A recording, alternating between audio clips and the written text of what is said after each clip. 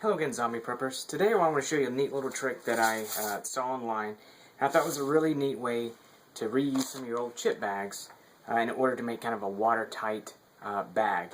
This is one of your normal Mylar chip bags, and if you notice, there's no chips in it. There's actually something inside this. If you look at the seal here, you can see I've actually ironed this together again. Okay, so when you open this up, you can see that I've actually got a really good seal on there. And what I've done is, since this is a Mylar bag, I've been able to iron this back together and keep some of my stuff inside. So you can see I've kept, some odds and ends, some lighters or your duct tape to keep that dry. So what you can do is take your old chip bags, the small ones work just fine. The ones that have the little shiny inside, this one happens to be white. What you're able to do though, quite nicely, is wash it out, of course, unless you want everything to smell like salt and vinegar.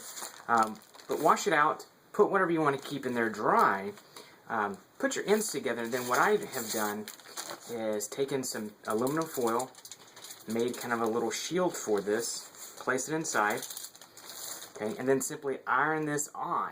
Now you may have to play with your iron because you don't want it to get too hot, but I set mine usually right at the steam level and go over it a couple of times, pull it out, check it, put it back over. Now I like to have a nice thick seal about here so that I can make sure that everything's fairly watertight. The way to check it, after you're done sealing it, try to squeeze any air out, and if you can't squeeze air out, you know that you've got a really nice seal.